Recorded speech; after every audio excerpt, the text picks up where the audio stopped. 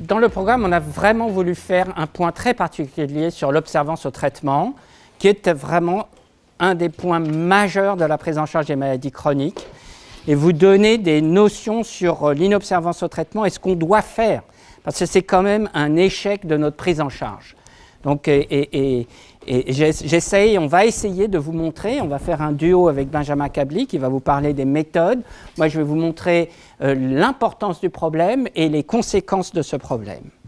Alors, vous voyez, il y a des choses qui sont assez logiques, qui sont écrites là.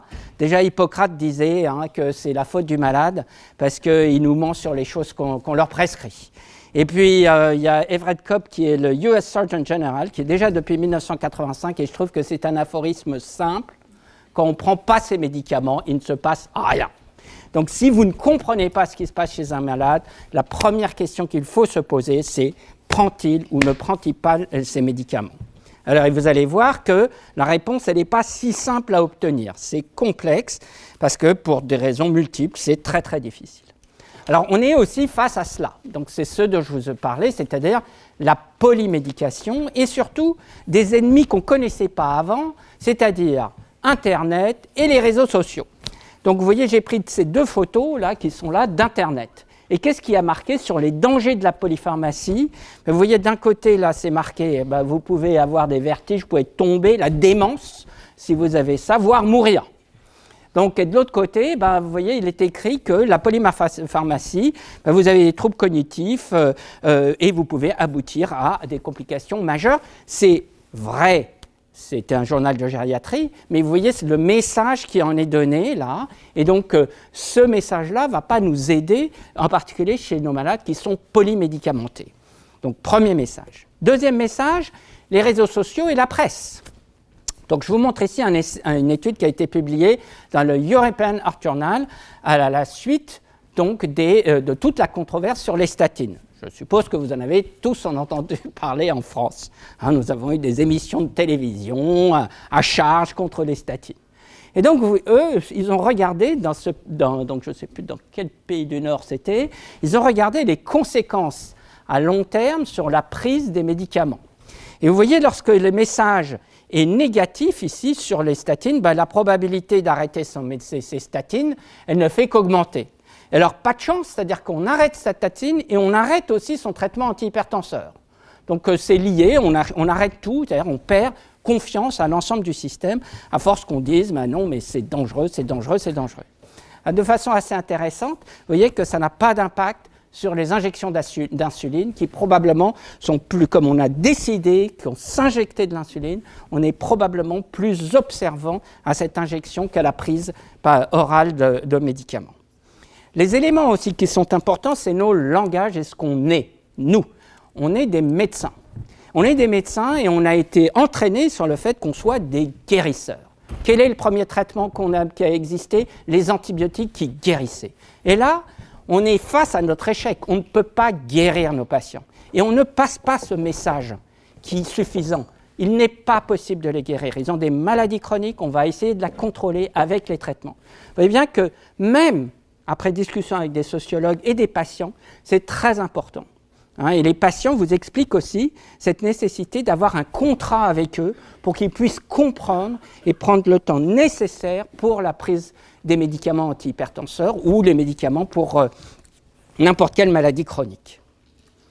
Alors, qu'est-ce qu'on appelle l'observance au traitement ? Vous voyez, c'est tout ce processus. Donc, cette taxonomie a été bien mise en évidence par Bernard Vrijgens, qui est un collègue belge, avec aussi des Suisses très impliqués, Michel Burnier, donc deux noms qui sont importants dans le domaine de l'observance, et qui vous montrent que c'est la manière dont le patient va prendre le traitement prescrit. D'abord, il doit démarrer votre prescription. S'il ne démarre pas quand vous l'avez vu la première fois, rien ne va se passer. Ensuite, il faut donc le démarrer. Ensuite, il doit implémenter de façon régulière le traitement que vous allez lui donner. Il ne faut pas qu'il rate, il ne faut pas qu'il s'interrompe en cours de route. Et ensuite, avec le temps, il doit persister puisque ce traitement est au long cours, extrêmement au long cours. Alors, quelle est l'épidémiologie? D'abord, prenez bien conscience de ce point-là. 20 à 30% des patients à qui on fait une première ordonnance ne vont jamais acheter le médicament. Jamais. Et vous voyez, pour l'hypertension artérielle, c'est 28%, l'hyperlipémie, 28%, diabète, 30%. Donc, c'est absolument énorme. Alors, la plus grande barre, ce sont les antalgiques, celles que vous voyez là. Mais grosso modo, en moyenne, première prescription, le patient ne va pas à la pharmacie chercher vos médicaments. Et c'est extrêmement régulier.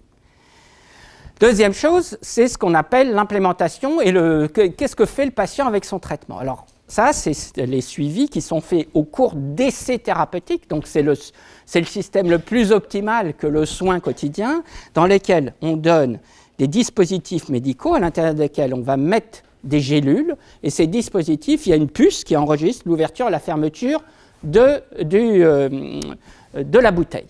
Ça ne veut pas dire que le patient prend son médicament. Ça veut dire qu'il ouvre à telle heure le traitement. Alors là, vous voyez, cette personne-là, elle prend son traitement, c'est une échelle de 200 jours, elle prend son traitement tous les jours à la même heure. Je ne sais pas qui d'entre vous arrive à faire ça, c'est quelque chose quand même d'assez complexe d'arriver à faire cela. Vous voyez ici, cette personne, elle va commencer comme ça, puis d'un seul coup, un jour ou un autre, elle va totalement arrêter son traitement, elle décide, on ne sait pas la raison pour laquelle elle l'a arrêté, elle arrête. Celle-ci, c'est un peu moi quand je prends des médicaments, c'est-à-dire que c'est pris à n'importe quel moment de la journée. Donc ce sont ces systèmes qui ont permis de se rendre compte que lorsqu'on fait une prescription, vous prenez le traitement à 8 heures, en fait les patients les prennent à n'importe quelle heure. N'importe quelle heure. Donc il faut leur expliquer aussi le fait que s'ils ne l'ont pas pris exactement à l'heure précise, comment ils peuvent le décaler. D'où l'importance, alors je ne sais plus qui me posait la question, d'utiliser des médicaments à demi-vie longue qui peuvent justement couvrir, être sûr qu'on ne se retrouve pas avec des grandes fluctuations de la pression artérielle. Et puis il y a ceux qui font ça, c'est-à-dire qu'ils sont un peu irréguliers, ils arrêtent, ce qu'on appelle donc, ils font des drug holidays, ou alors ils font des week holidays, donc pendant une semaine, voilà, allez, hop, ou c'est l'été, je vais bien, j'arrête les médicaments. Donc, avec une fluctuation hectique du traitement, et le problème de cette fluctuation va entraîner de la variabilité de la pression artérielle de visite en visite, et cette variabilité de visite en visite, en fait, a été associée à la survenue d'accidents vasculaires cérébraux ou de complications cardiovasculaires. Donc, oui, on sait ça. Un autre élément, donc vous avez vu, initial, l'implémentation et maintenant le long terme. Alors là, c'est le pire. Le long terme, c'est on regarde, par exemple là, sur plus d'un an, ce que devient l'observance au traitement. Et vous voyez qu'avec le temps, progressivement, cette observance dans les maladies chroniques asymptomatiques comme l'hypertension artérielle va baisser.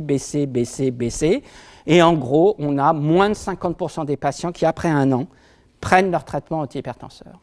Donc il est indispensable dans notre rôle, c'est de régulièrement discuter avec le patient, l'aider, comprendre, l'écouter, en particulier pour les événements indésirables liés aux médicaments. Vous verrez les raisons pour lesquelles on aboutit à cet échec majeur sur le plan thérapeutique, alors même que je vous ai montré dans les études précédentes que, oui, réduire la pression artérielle réduit les événements. Donc on a beau leur expliquer ça, ils ne prennent pas. Je vous rappelle que lorsque les patients vont dans les pharmacies acheter les pilules de perlimpinpin rouge, verte, bleu, tout ça, qui je ne sais pas à quoi elles servent, ils sont très observants au traitement. Alors, ce papier publié dans New England montre voilà comment les gens se comportent. Vous avez ceux qui ont une observance parfaite, ceux qui prennent, qui sont un peu irréguliers, ceux qui oublient de façon, donc c'est l'oubli qui est fréquent, ceux qui font des drug holidays 3 à 4 fois par an, ceux qui omettent plusieurs fois par mois, et ceux qui ont cette impression de bien prendre leur traitement. Alors, quelle est la prévalence ? Donc, on vous en reparlera. En fonction des techniques, et aujourd'hui, nous avons des techniques de mesure et de détection des médicaments antihypertenseurs, eh bien, vous voyez qu'en gros, la moitié à 80% des patients ne prennent pas correctement leur traitement antihypertenseur. Dans nos mains, alors que les patients viennent nous voir dans des services spécialisés, ils viennent parce que leur tension n'est pas équilibrée, qu'ils ont peur, ils ont une lettre de leur médecin expliquant que leur hypertension artérielle n'est pas contrôlée, on vérifie, vous avez 16% à 20% d'entre elles qui prennent zéro des médicaments antihypertenseurs prescrits. Je dis bien zéro. Aucun n'est détecté dans l'urine. Aucun. Quelles sont les conséquences? Bien oui, lorsqu'on ne prend pas ces médicaments, vous voyez, si on regarde la pression artérielle, eh bien, ceux qui ne prennent pas leur traitement, ils ont une pression artérielle qui est obligatoirement plus élevée. Mais non seulement ça, c'est vrai, mais en plus, lorsqu'on ne prend pas ces médicaments, en fait, on a une augmentation du risque d'événements cérébrovasculaires, cardiovasculaires, atteinte des organes cibles, qui est fonction de l'inobservance et de l'importance de l'inobservance au traitement. Alors on va se dire, c'est la personne qui a fait un accident vasculaire cérébral, en particulier hémorragique, elle va mieux prendre son traitement. Eh bien, loupé. Non, elle a eu l'accident vasculaire cérébral et vous voyez que elles ne prennent pas leur traitement et le risque des récidives va être doublé s'ils ne prennent pas correctement leur traitement. Donc même en présence d'une complication aiguë gravissime, eh bien, il y a quelque chose qui ne passe pas dans la compréhension de la nécessité de prendre son traitement antihypertenseur de façon permanente et chronique. Alors, c'est quelque chose qui est aussi indépendant du traitement. Cette étude nous a montré, donc elle est assez ancienne, 2005, de Charm, ce sont des patients qui sont insuffisants cardiaques, qui ont reçu un antagoniste de l'angio-2, le candesartan ou un placebo. Et regardez bien, c'est que si on est inobservant au placebo, je dis bien inobservant au placebo, donc ça va être la ligne bleu foncé, vous voyez, inobservant au placebo par rapport à l'observance au placebo, on meurt plus. On meurt plus parce qu'en fait, c'est un comportement. C'est un comportement vis-à-vis des processus de santé et de prise en charge en général. Donc ça, c'est très important. Alors bien sûr, ça a des conséquences économiques. Nous, on se bagarre tous les jours, c'est-à-dire qu'il y a des consultations médicales, on fait son travail, c'est-à-dire qu'on voit le malade qui est non contrôlé, on va rajouter des médicaments. Vous a expliqué, Aurélien vous a expliqué qu'on empile les médicaments, donc on fait notre travail. Ils viennent avec leurs automesures, on rajoute les médicaments et finalement, tout ça pour rien, parce que les patients vont stocker les médicaments et ne vont pas les donner. Et en plus, à un moment donné, vu le nombre de prescriptions que vous avez faites, ils ont peur de les prendre et ils ne vont pas revenir vers vous pour vous dire « je ne prends pas mes médicaments ». Donc il faut ramener de la confiance avec le patient. On est des médecins, nous ne sommes pas la police, donc c'est ce que je leur explique, et qu'on puisse comprendre quel est le problème. Donc risque de mortalité et de morbidité, bien sûr ça augmente les coûts parce que les complications, le passage aux urgences. Lorsqu'on fait une détection des médicaments antihypertenseurs aux urgences pour poussée tensionnelle, vous avez 30% des gens qui arrivent et ils ont des chiffres tensionnels élevés, ils sont effrayés. Zéro. Pas de médicaments détectés et ils viennent alors qu'ils ont « ah oui, j'ai une poussée tensionnelle ». Ils ne prennent pas leur traitement antihypertenseur. Alors pourquoi ils ne les prennent pas? D'abord parce qu'on a une vision différente. Vous voyez, là, c'est la perception que nous avons de traitement antihypertenseur qu'on donne à nos patients. Alors nous, les docteurs, vous voyez, on est très satisfaits de nous-mêmes. 100% des docteurs pensent que le malade va très très bien parce qu'on leur a prescrit un traitement antihypertenseur. Alors regardez les colonnes à côté, vous voyez, le patient, ce n'est pas vraiment sa perception, mais finalement, on s'en fout puisqu'il nous faut 20 secondes pour interrompre le malade lorsqu'il rentre dans notre cabinet de consultation. 20 secondes. 20 secondes. Bonjour, il veut dire un truc, paf, ça y est, on a arrêté. Donc, effectivement, c'est comme ça qu'on croit qu'on a amélioré nos patients. Et vous voyez que la famille, elle pense que ça ne va pas du tout avec les prescriptions qu'on a faites. Donc, il y a des perceptions qui sont très différentes de ce qu'on fait. Perception des patients. Il faut lire ce que les patients ont écrit. Voilà, ça, c'est le public, en général, sur la prise des médicaments antihypertenseurs. En fait, les patients, ils préfèrent ne pas prendre, et vous savez bien, ils vont vous le dire. Je suis anti-médicament, docteur, je ne veux pas, tout ça, c'est de la chimie, etc. Et ça revient fréquemment dans la bouche des patients, ils vont vous dire « ah mais c'est parce que je suis stressé, c'est le stress ». Et donc, ils vont arrêter leur traitement en vacances, puisqu'ils se sentent mieux, ou à partir du moment où ça va beaucoup mieux. Alors que l'hypertension artérielle, par définition, n'induit pas de symptômes, en tout cas dans les niveaux qu'on connaît. Donc, ils vont arrêter leur traitement antihypertenseur. Et en plus, ils détestent les traitements parce qu'ils ont peur d'une addiction. Ils perdent leur autonomie. Se voir tous les matins en train de prendre son comprimé, etc. Il faut que dans le schéma corporel et dans l'autonomie du patient, on puisse leur faire comprendre cela. Donc ça nécessite du temps et d'expliquer à nos patients.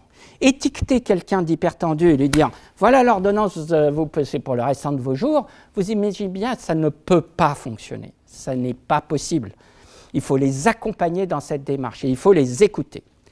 Rien que dans la consultation, le fait de regarder votre montre, juste jeter un coup d'œil à votre montre, va entraîner une réduction de la confiance du patient par rapport à ce que vous êtes en train de faire et a un impact direct sur l'observance. Donc notre comportement au moment des consultations a un rôle très important. Voilà ce qu'ils pensent. Alors ça, c'est des Américains, vous voyez. Alors je ne sais pas si c'est vrai ou pas vrai, hein, mais 8% des Américains adultes préféreraient donner 2 ans de leur vie que de prendre un comprimé par jour. Donc, il faut quand même bien comprendre que la plupart des gens ne veulent pas prendre des médicaments par voie orale. Et on ne fait que les empiler. Hein. Et comme en plus aujourd'hui, on est dans le système du ballon de rugby, allez, passe à ton camarade. Le camarade, il y en a un qui fait une prescription, le suivant, il reçoit le ballon, il fait sa prescription, le troisième, il reçoit le ballon, il fait sa prescription, sans tenir compte des interactions médicamenteuses, des effets secondaires. Eh bien, à la fin, vous imaginez bien que les patients ne prennent pas leurs médicaments antihypertenseurs. Et parfois, ils ont raison. Alors, là, heureusement, c'est de moins en moins, mais une ordonnance illisible, hein, l'alphabet secret des médecins, hein, vous le savez encore, hein, on reçoit de temps en temps, nous à l'hôpital, on reçoit des lettres écrites comme ça, donc c'est très très facile à comprendre, et le patient peut aussi recevoir des ordonnances comme ceci, et vous voyez ce qui est écrit. Hein. La dernière ordonnance que m'a remise un médecin était si mal écrite que le pharmacien n'a pas pu la lire. Par contre, j'ai pu m'en servir pour prendre le train. Elle m'a permis d'aller à un concert dans un stade. Je n'ai eu qu'à la présenter au caissier de mon entreprise pour obtenir une avance. Et ma fille l'a jouée au piano dans une fête de charité. Voilà. Donc, heureusement, maintenant, on a des outils informatiques. Mais là encore, il faut accompagner, faire comprendre l'ordonnance à nos patients. Plus on va prescrire, moins ils vont prendre les traitements. Donc ça, c'est une étude d'une méta-analyse par rapport à un comprimé, le nombre de médicaments antihypertenseurs ici, l'absence de traitement. Ben vous voyez, plus vous allez empiler des médicaments, moins ils les prendront. En gros, à partir de 4 antihypertenseurs, au-delà de la spironolactone, s'il n'y a pas une cause secondaire à l'hypertension artérielle, eh bien, si la mesure ambulatoire vous confirme que la pression n'est pas contrôlée, il faut que vous vous posiez la question d'une observance au traitement. Ce n'est pas possible, ce ne sont pas des placebos les antihypertenseurs, ce sont des vrais médicaments hypotenseurs. Donc il n'y a aucune raison que la pression artérielle ne bouge pas. Et en particulier si vous ne voyez pas de modification de la pression quand vous empilez les médicaments. Rien, ça ne bouge jamais. Vous empilez 4, 5, 6, il ne se passe rien. Alors la Société européenne dit dans ces cas-là, réduisez les traitements, puisqu'il ne s'est rien passé. Donc ça montre aussi que vous faites et reprenez l'ordonnance à 0 avec votre patient. Donc voilà les barrières à l'adhérence. Hein, c'est surtout une relation entre le patient et nous-mêmes, hein, ou qu'on n'a pas passé assez de temps dans la compréhension et l'explication de ce qu'était la maladie, la balance entre les bénéfices et les risques de traitement, et l'utilisation des médicaments. Mais vous voyez, le diable peut se cacher dans les détails. Je ne vous ai pas mis la photo, mais j'ai une patiente un jour qui arrive en consultation. Elle me dit « ouais, j'ai un pilulier ». Elle me montre son pilulier, et son pilulier, elle avait mis les pilules rouges dans une case, les bleues dans une case, les blanches dans une case, les jaunes dans une case, etc. Personne, on peut rire, mais cette dame n'avait pas compris comment on utilisait un pilulier. Voilà, je vous donne un des exemples. Donc, les interactions avec le système de santé, hein. Donc ça c'est clair. La complexité du système, en particulier avec les pharmacies, vous voyez bien que le renouvellement permanent d'aller courir à son ordonnance pour aller, etc., aboutit à ce que certains ne prennent pas leur traitement. J'ai eu un cas d'une dame qui était PDG d'entreprise à Paris, France, Paris. Elle arrive en fin d'ordonnance, très occupée, un jour, 2 jours, 1 semaine, 1 mois, 3 mois, boum, accident vasculaire cérébral. C'est juste, voilà, bah oui, j'avais pas le temps, boum, accident vasculaire cérébral. Donc il faut en tenir compte des systèmes qui permettent d'accéder aux médicaments. Et donc, il y a des choses qui sont anglo-saxonnes et tout. Donc, j'insiste, hein, la relation avec nos patients, c'est très important. Faire attention aussi au déficit cognitif des patients. C'est-à-dire que vous voyez bien qu'il y en a qui ne comprennent pas, il va falloir passer du temps à leur expliquer. Faire attention aussi à nos patients qui sont illettrés, et donc de savoir par quel biais ils vont comprendre leur traitement, qui va leur retranscrire les médicaments, impliquer la famille, impliquer ceux qui peuvent les aider. Faire attention aux effets secondaires des traitements, dire à un homme « Oh, vous avez une impuissance, c'est pas grave, ça passera », voilà. Quand vous faites quelque chose de comme ça, le monsieur, il arrêtera le traitement antihypertenseur. La même chose pour une femme. Parce que, bien sûr, on se cache derrière nous, hommes, docteurs. On ne pose jamais la question à une femme, mais est-ce que vous avez des troubles sexuels ? Oui, ça induit aussi des troubles sexuels chez la femme. L'aldactone, ça peut aussi donner des mastodinies à la femme. Donc si on ne pose pas les questions, on ne le saura pas. Et certaines personnes ne vont pas vous parler de leurs événements indésirables, de leurs effets secondaires. Et en plus, n'oubliez pas, donc on se rend compte aujourd'hui, en travaillant sur l'observance, qu'on commence, nous, à faire interroger par une infirmière. Les patients vont dire autre chose à une infirmière qu'à un médecin. À nous, ils ont peur de nous dire les choses. Ils ne nous les disent pas. Et à un pharmacien, ils vont dire autre chose. Donc, et il faut essayer d'avoir toute cette information pour essayer d'améliorer la prise en charge de nos malades. La complexité du traitement, plus ce sera complexe, plus ce sera difficile à apprendre. Alors, je vais passer la parole maintenant à Benjamin qui va vous parler de l'identification de l'inobservance au traitement. Bonjour à tous, merci Michel de me donner l'opportunité de vous parler de la méthode qu'on a développée. Donc je vous disais, vous faire une synthèse des méthodes d'évaluation de l'observance qui ont existé ou qui existent aujourd'hui. Donc classiquement, on les divise en deux sous-catégories, les méthodes subjectives et les méthodes objectives. Et les méthodes objectives sont subdivisées en méthodes indirectes et directes. Donc qu'est-ce qu'on appelle les méthodes subjectives ? Ce sont des méthodes qui donnent des indices mais qui ne correspondent pas à la prise réelle du médicament. Donc, par exemple, il y a l'intuition médicale, c'est-à-dire est-ce que le médecin est capable de prédire l'observance de son patient basée sur la seule impression qu'il a de lui au décours de la consultation.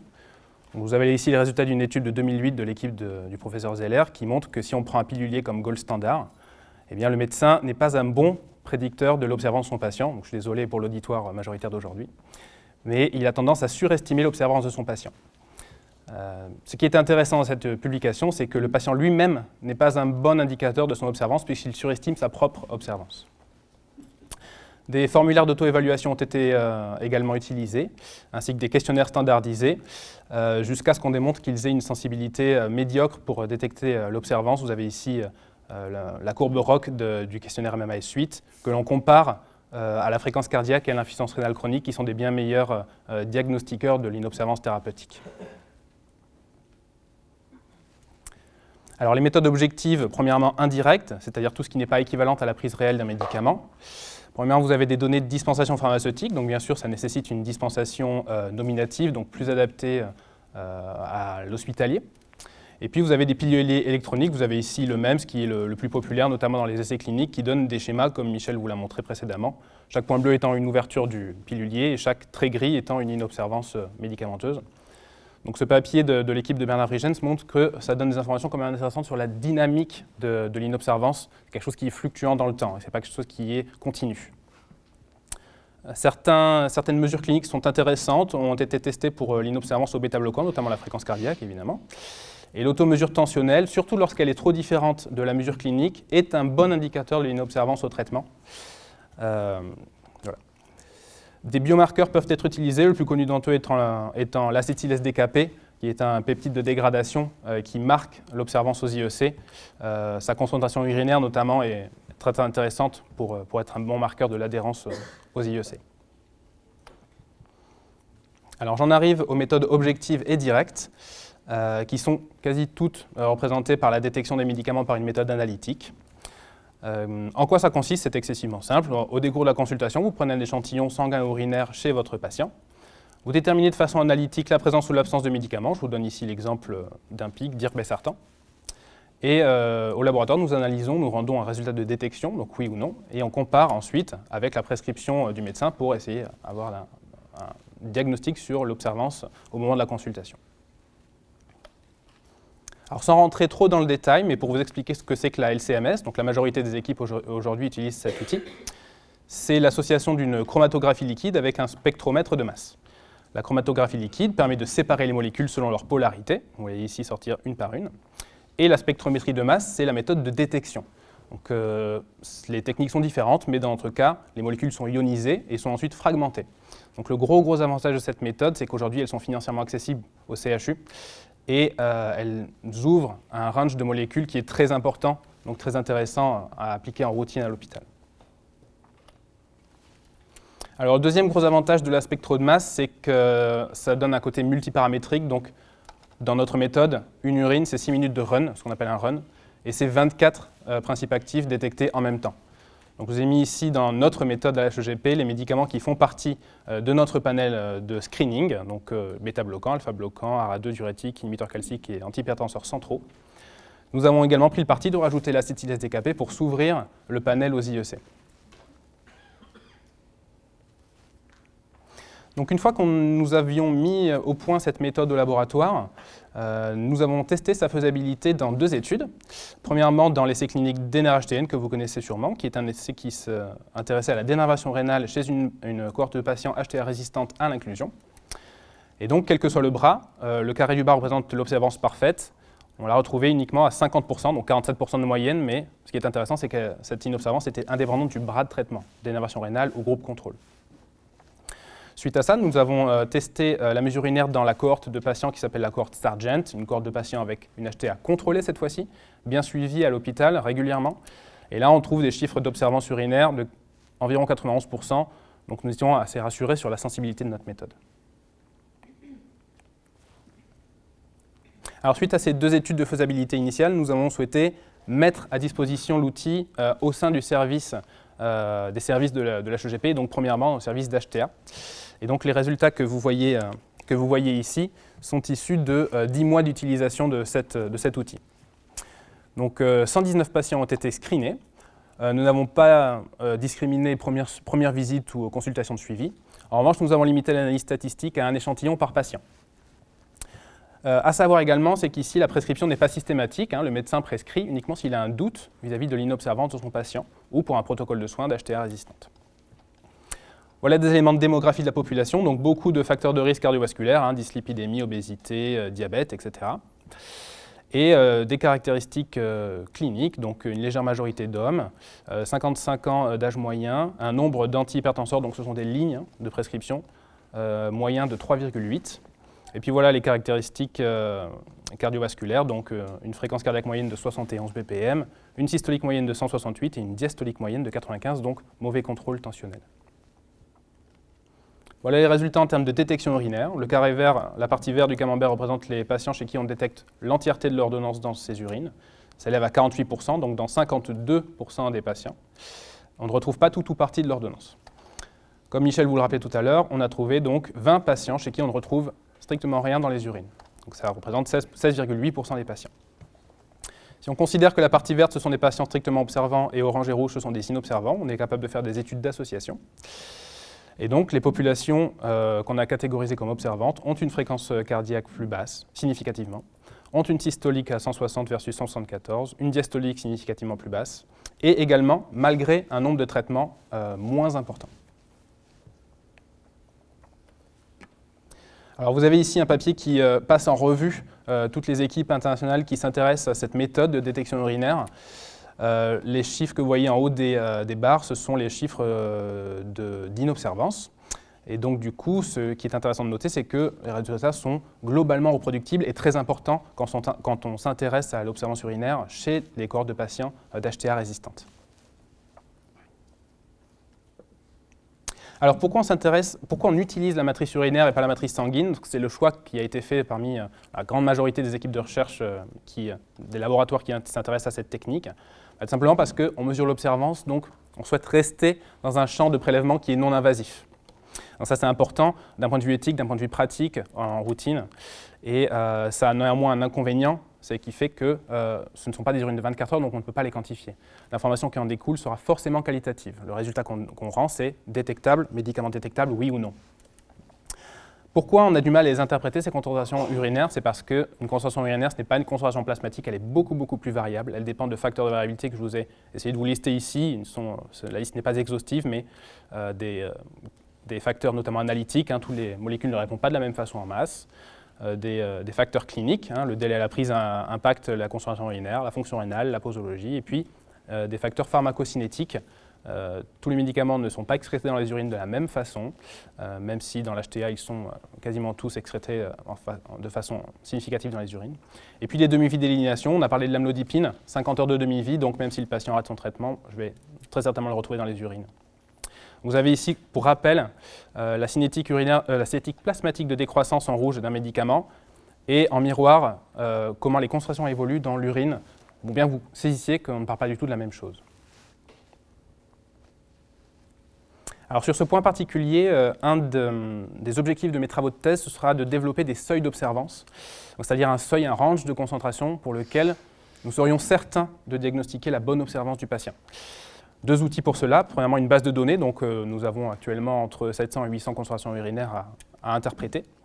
Et puis, le projet d'une étude clinique cinétique avec une administration directement observée pour avoir la notion de qu'est-ce que c'est qu'une concentration urinaire chez un patient parfaitement obsérvant et essayer de pondérer ces concentrations par des critères cliniques dont je vous ai parlé tout à l'heure, par exemple DFG, poids, etc. Donc voici l'idée qu'on se fait d'un seuil d'exposition pour les concentrations urinaires qui nous permettrait de diagnostiquer avec plus de précision l'observance. Ne pas rendre le médicament est-il détectable, oui ou non, mais le patient est-il observant, oui ou non.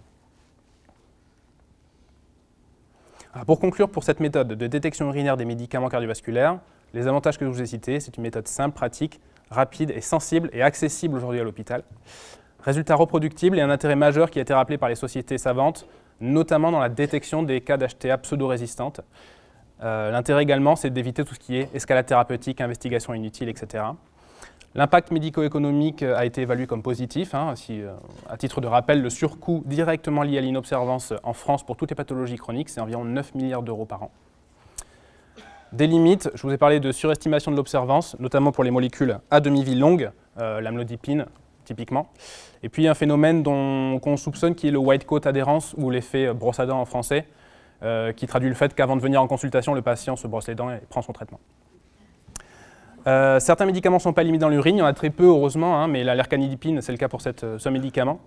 Et puis des médicaments chez lesquels le métabolisme hépatique est très fort et pour lesquels les concentrations urinaires sont ininterprétables. C'est le cas du Nebivolol. Voilà, je vous remercie pour votre attention.